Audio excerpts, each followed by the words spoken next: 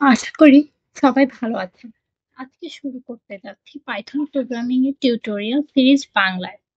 এই সিরিজে আমরা একেবারে শুরু থেকে পাইথন শিখব সহজ ভাষায় ধাপে ধাপে। এই সিরিজটি মূলত তাদের জন্য একদম বিগিনার হিসেবে যারা পাইথন প্রোগ্রামিং শিখতে চাচ্ছেন, স্কুল, কলেজ অথবা ইউনিভার্সিটি স্টুডেন্ট যারা পাইথন শিখে ডাটা সায়েন্স, মেশিন লার্নিং অথবা ফ্রিল্যান্সিং করতে চান।